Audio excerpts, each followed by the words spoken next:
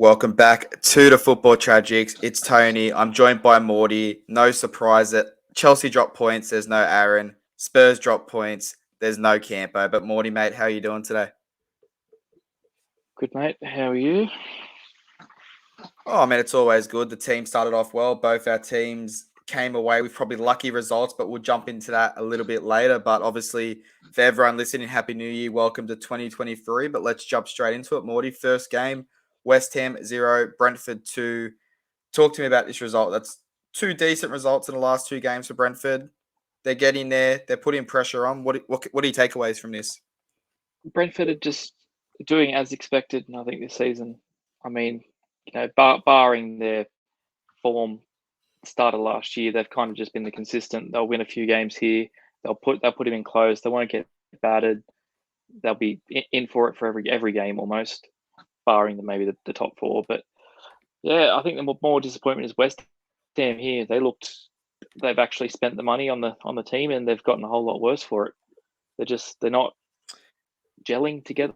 I don't know what it is. They just can't seem to get everything going.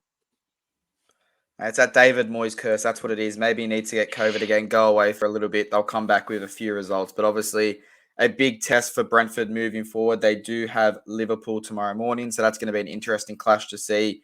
I guess a Brentford who's probably exceeding expectations at this part of the season versus a Liverpool that a lot of people still aren't giving credit to. They're still saying they're struggling and they're sitting, I think, 6 points outside the top four. So it's not anything major, but we'll see how that one goes. But obviously, talking about Liverpool, there's not many games you go into where you don't score a single goal and you come away 2-1 winners. So it's Liverpool 2, Leicester 1.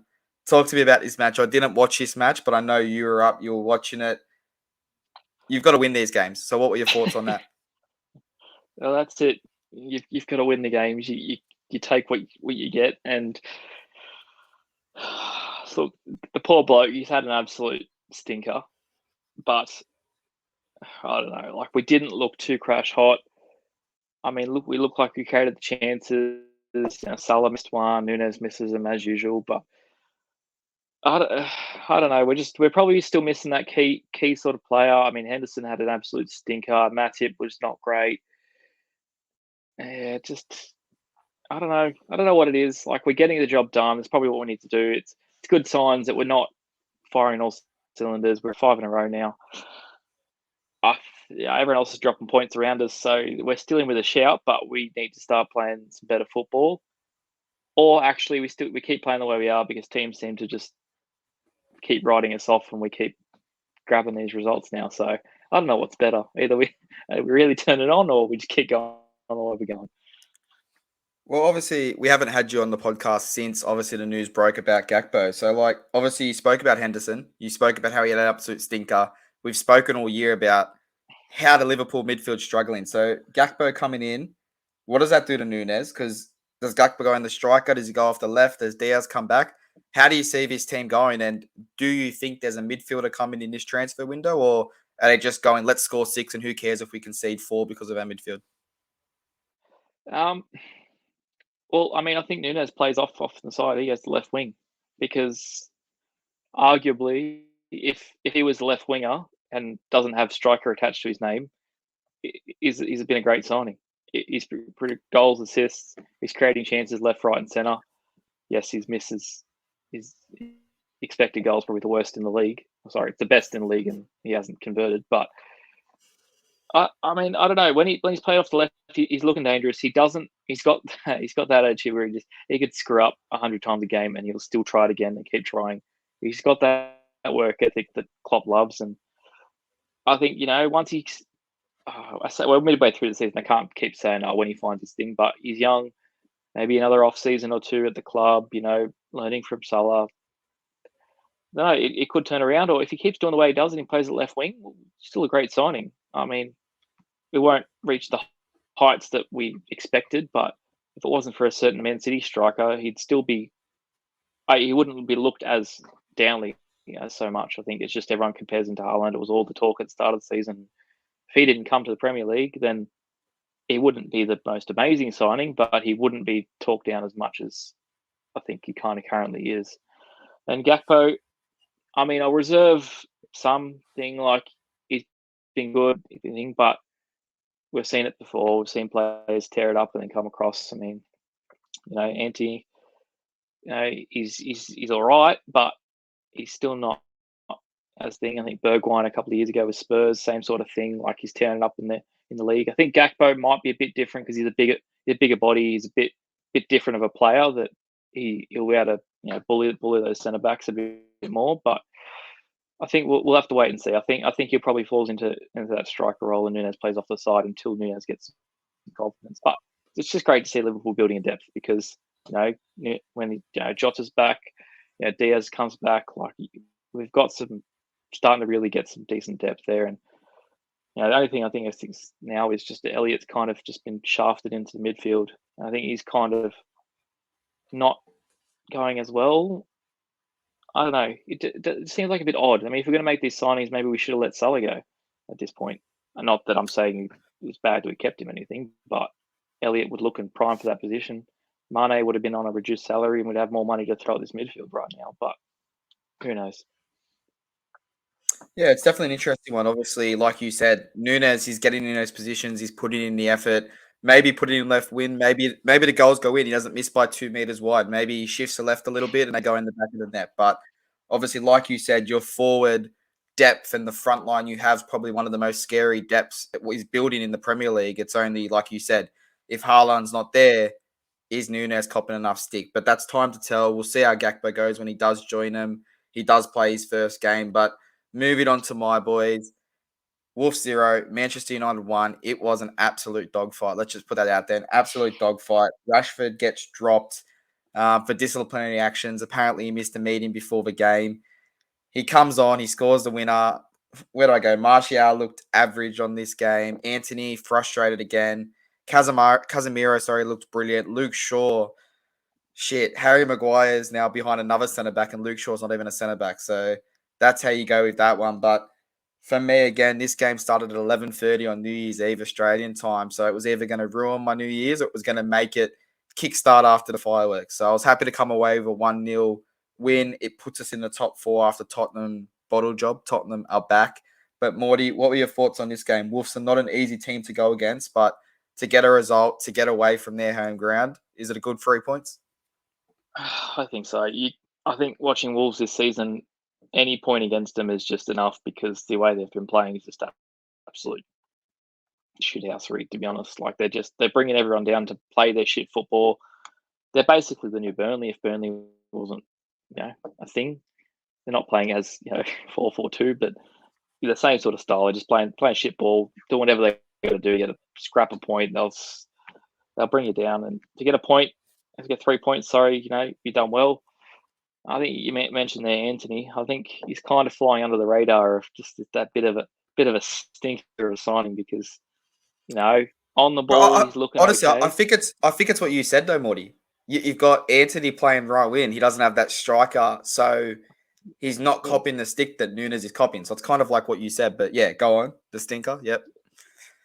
I mean, I can't say he's been shocking, but he hasn't really lived up to that level above that that kind of came attached to him when they signed him.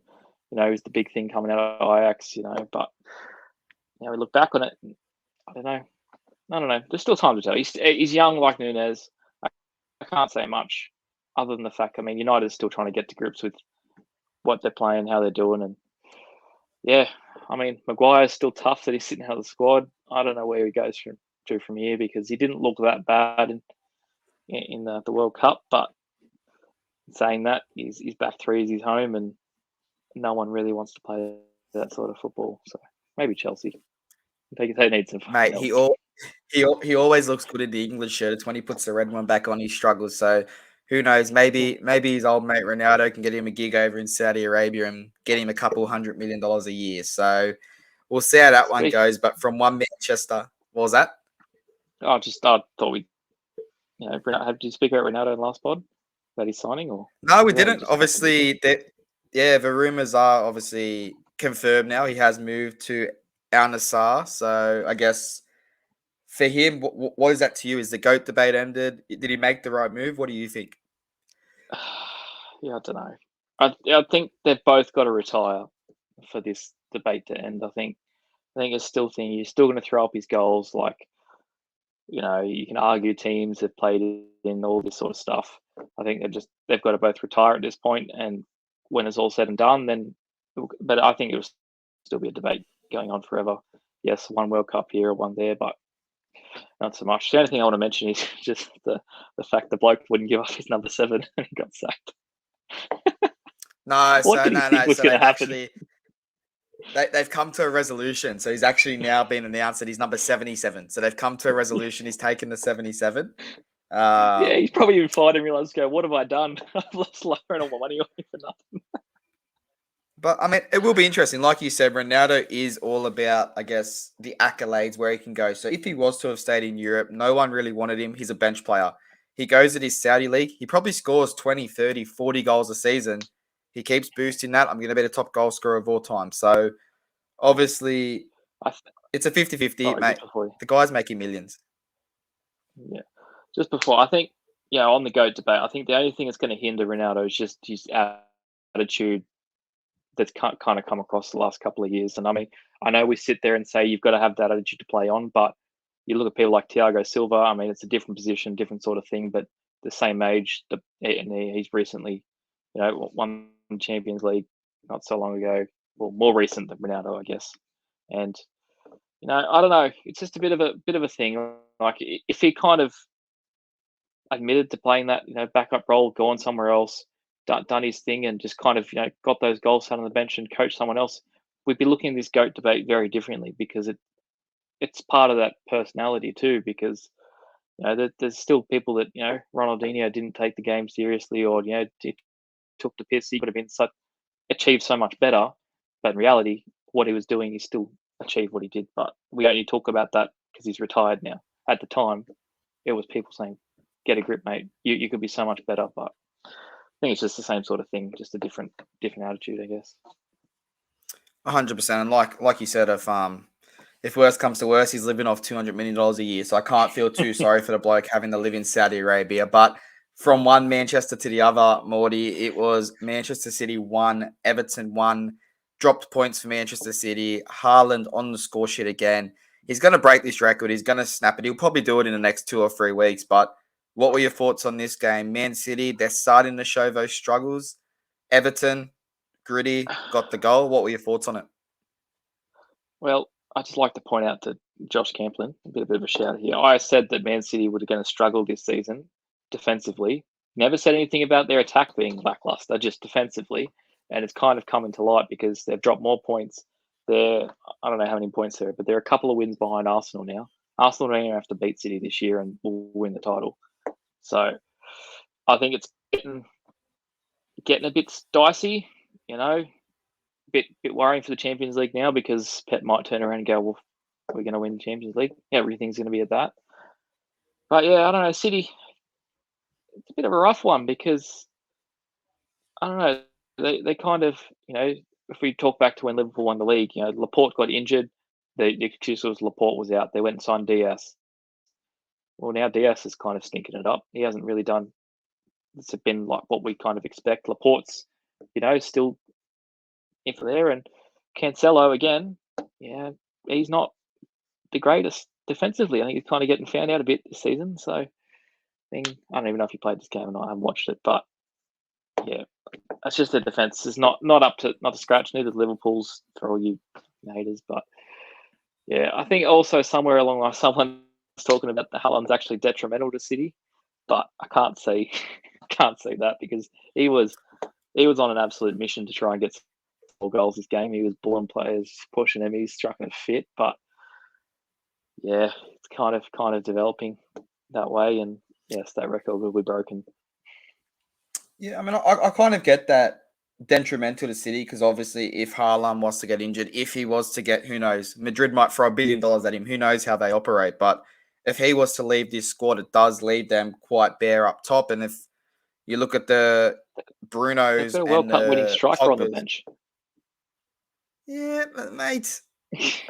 Brighton have a World Cup winning midfielder, but it's not going to make a difference if he comes in and plays. So, but obviously, yeah, it is a scary thing. He's going to break the record. I think he's looking looking towards that 40 goal mark is, I think, what he's going to want to hit this year, especially with over 30 games remaining in this season. But moving on to probably the surprise packet versus 4 years in the making, but you probably got your prediction right. It's Fulham 2, Southampton 1. Southampton crumbled to the bottom. Fulham continue to impress. It looks like they are going to stay up. They're on 25 points, 17 games in. They're flying. Mitrovic is either scoring and assisting game after game. Talk to me, obviously, first about Fulham, and then if Jared's listening, you can have a bit of fun and talk down Southampton a little bit.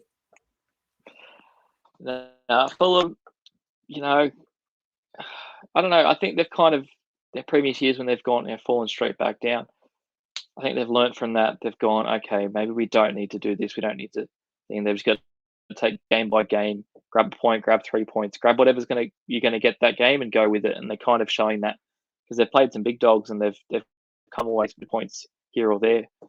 And I think they're just taking it and they're making sure they win these other games and they're not being silly. I think other seasons they've just gone, oh, we can beat everyone, and that attitude doesn't get you to stay up in the Premier League. But in saying that, Southampton are looking absolutely shite. James Ward-Prowse, if he didn't have a free kick on him, then that'd be even worse. It's hard to imagine Southampton with less points right now, but it could be possible, even though they've got about 5. Who knows? Yeah, I don't know. Yeah, it's definitely an interesting one. Obviously, like you said, if it wasn't for a free kick, they don't score. He missed his penalty. He did get the tap in, but they are sitting rock bottom. 17 games played, 3 wins, 3 draws, and 11 losses. They've only scored 15 goals and they have 32 against. So it's very dismal. It's almost as if you're a Southampton fan, you've got to be optimistic that you're still only 5 points away from 13th place. So you're still in with a chance, but holy shit, they are in trouble. Let's just put it out there. They are in trouble. And if you're a betting man, at this stage, you're betting on them to go down. But turning to a team that I guess we kind of did attack at the start of the season. They started with a few decent results. It's Bournemouth 0, Crystal Palace 2. I talked shit about Vieira Ball last episode. He's bounced back with a 2-0 result, both from corners. Bournemouth now obviously sits 2 points clear of the drop on 16 points. Palace, they're in 11th. They're on 22 points. What are your thoughts about both teams here? Both struggling? Is it more so I'm better than him or we're worse than him? How do you take that one? I don't know whether it's Vieira getting it wrong sometimes or whatnot, because when he gets it right, he's getting it right, but then he can also get it very wrong. But I don't know whether that's just because his team's not performing, because they play a bit of different ball every game, and I don't know whether it's just he lets them do what they want to do or whatever it may be. But they're getting enough points to say he's not doing a bad job. But if he wants to really say that he's going to be a great manager, with staying in the Premier League for the foreseeable future, he's going to have to start turning around. He's going to have to start turning that club into a top 8 club, not just a mid-table. Like, he's going to have to start pushing to a Europe spot to try and do it, because they've got to play it. Like Zaha, every transfer window, there's talked about him signing. They've got players that can score goals. They're probably missing a few players in some key areas that could do a job, but they've got enough squad, Premier League level squad to be getting more out of that thing. I think if Vieira wants to do what he gets there. But saying that, Bournemouth again, just up and down, roller coaster club. It's going to be a tough watch coming into season, because I don't think they've got enough goals in them to get the job done and stay up. Well, obviously, a team that is struggling to get results versus a team that was high flying. It was Newcastle United 0, Leeds 0. I think this is a brilliant result if I'm a Leeds fan. I don't think I would have gone into many of these games thinking I was going to get points from high flying Newcastle, but I guess we can kind of skip over this. There was no goals, but I'll just get your thoughts on Newcastle. Is this them coming back down to earth, or do you think it's just a blip in the radar and they're going to go crazy again? And then the same question I asked Aaron last episode. Now that they've performed so well, if Newcastle missed the top 4, is it a failure of the season, or is it still a successful season if they get Europa? If they're within the top 8 by the end of the season, it's still a successful season for them. I mean, we talk about clubs, you wanted to build a club properly. If you try and go and win that title in the first year or 2 years of ownership, you're going to fall flat in your face. I think they manage expectations, get some good results, and they'll be fine. And I think that's the reason that they're currently where they are. I think the only issue they've got right now is that I don't think they've had players ever get a World Cup before, and they're probably trying to work out how to manage these players back into their own squad and get back to their own ball. Because it'd be quite a different experience for Newcastle fans having some people actually play outside of their club. 100%. Obviously, they are flying. They are still currently sitting in third place. However, United do have a game in hand where they can jump them if they get that result. But high flying, top of the league. Baxter still refuses to say top of the league because he thinks it's an absolute jinx if you say it on this podcast when he is on. But it's Brighton 2, Arsenal 4. Mate, Arsenal are flying. And I'll leave that result up there for a second while I'll ask you this question. They've got the goal scorers without without Jesus. Jesus playing. They're getting the results. They've got Nketiah coming on. He's got 2 goals in 2 games. He's flying. Saka's in form. Martinelli's in form. Is Arsenal's title to lose? Is it Arsenal's title to lose, Morty? What are your thoughts on the game? And then obviously, what are your thoughts on that question on the screen right now?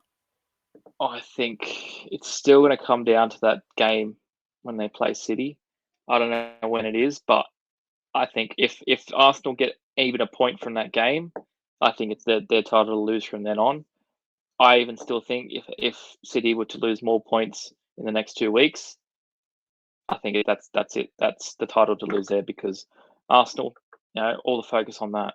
They've got to come home strong. They've got to manage these players through the rest of the season and get the job done.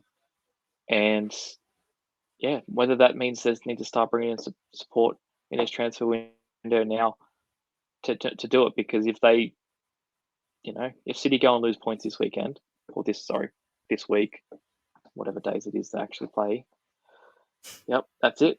That's what is it, 10 points or 9 points or something above City? I think the other clubs If they expect lose maybe again, a loss or two. Yeah, then that's 10 points to City. City are the only ones that, in reality, Liverpool, you can say they have a chance, but that's too many points for us to gain and them to lose. We have a shout, but it's only 2 real teams that are going to compete for them on the field, so they need to do it. They need to scrap these results. If they're going to concede 2, they rightly so finished off 4. So it's the right way to do it. If they were winning these games 2-1, then a bit more worry, but yeah, I will say I think the next 3 games are the telling points for this title run. Obviously, they play Newcastle on Wednesday morning Australian time, so that is a big clash. They then have an FA Cup round, but then they go to Tottenham, who we know North London derbies. The home team usually wins those games. They then play Manchester United. 2 weeks later, they take on City. So these next 3 to 5 to 6 games are going to be a telling point that if Arsenal is going to do it. But for me, it just has this Leicester feel to it. Each week we say they're going to drop off, and each week they come out and put out a result. So if they do win it, hey, it means City can't win the treble. It means City's not going back to back to back. So I don't know if it'll be all doom and gloom. The fans, well, we can just block them on social media and move on. But moving on to the embarrassing side of North London, Tottenham 0, Aston Villa 2. Man, Hugo, when that goal went in, he must have been thinking, oh my God, another Argentinian scoring against me. But again, Tottenham had a chance to stay in the top 4, start the year in the top 4, bottled that. Villa's got the 2 points. So good evening for all those Tottenham fans watching today. Morty, typical Tottenham bottle, or Villa finally getting that kind of gelling under Emery now that they've had that World Cup break? no, I'll go with Tottenham bottle. It's funnier. Like, in reality, you could say Emery's going to getting them together, whatever it may be.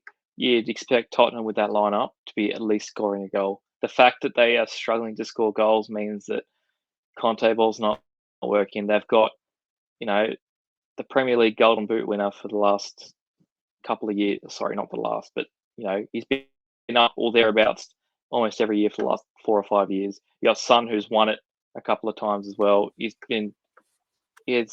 son was either scoring or assisting last season for fun.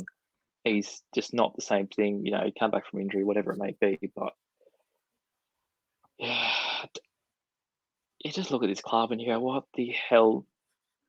How is Levy still got a job? Like, I don't know. I don't know what it is. It's just Spurs. It's just Spursy.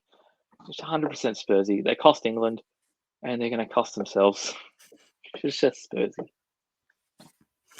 Well, I do have to have a laugh because every time they go on a bit of a run, Conte says how good the squad is, and then when they lose a game, he comes out with, "I don't have the players I'm meant to have to compete." So, like you said, it's very Spursy for them to drop points. They lose I guess, their stronghold on that top four over the last couple of weeks, dropping points to Brentford, now dropping points to Aston Villa. Who knows? But you know what? We're going to sit back. We're going to enjoy it. Being a United and a Liverpool fan, Aaron being a Chelsea fan, Campo probably won't enjoy it, but we're all enjoying it. But moving on to the final game of the week, it's probably Aaron will say it's because we were meant to record at 5 o'clock and me and you weren't ready, but it's because they didn't get 3 points. So it's Nottingham Forest 1, Chelsea 1. Talk to me about this. Obviously, Nottingham Forest, they've signed 755 players this year. They're not doing the best. So how valuable do you think this point can be at this part of the season? And come the end of the season, is this a game where they look back and go, shit, yeah, we got a point against Chelsea and that's why we're going to stay up? I don't think it'd be a reason they stay up, but it's good for them to get a point against, top half of the table squad because they've been, shambolic, to be honest, this season. I mean, Chelsea had the same thing. We laugh at Spurs. You got to laugh at Chelsea. I mean, they've signed a good couple $100 million worth of players again this season, and they're just getting worse again. They've signed they got a new manager. They had a perfectly good one, apparently. Tuchel's been sacked for less. And you got Potter in charge of this. Not, bashing on Potter or anything, but just you're just finding these. I don't know what it is. I don't know these club directors or owners. They kind of. It feels like some of them are starting to get in the way of the clubs a bit, and just that part of football. I mean, you've seen it United. You've seen it. Things. Liverpool were lucky. I mean, we went through it at the same time before our current owners. Yeah, it's just a worrying sign. Maybe we just sell them all to the Arabian things because they know what they're doing.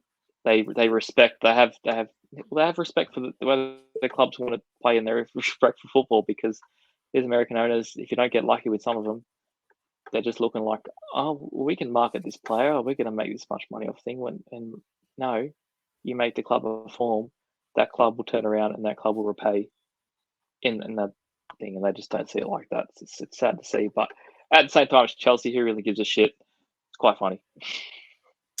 I mean, I do agree with you there. And it's like you just said, they get a player, they want to kind of make him that public image. And a perfect example is, I think Aaron put it on his Instagram, was Pulisic. And every single week you hear, mate, Pulisic on his day is a World Cup baller. And I think Aaron put up that his day must be February 30th because that doesn't exist. And he's not an absolute baller. But obviously, an American owner, he's got his American player. He's going to talk it up. But obviously, they have signed another defender from Monaco, Benoit Badiashile, or however it's pronounced. He's doing his medical on Monday with Chelsea. So that's a 35 million euro deal. We'll see how it goes. But again, it's more their attack. You've got Sterling. You had Lukaku. You got rid of Lukaku. You're paying some of his wages. Like, it's an absolute shambles there at the moment since they've lost, obviously, their old owner. They've gone downhill. So fingers crossed they keep going, and fingers crossed they somehow find themselves in the championship in the next couple of years. But Morty, obviously, that is the final game of the round. So we are going to wrap up there. But obviously, I'm going to give you the duty. Liverpool play Brentford tomorrow morning. We'll go with just that prediction. Give me a prediction on that game and give me your goal scorers for Liverpool.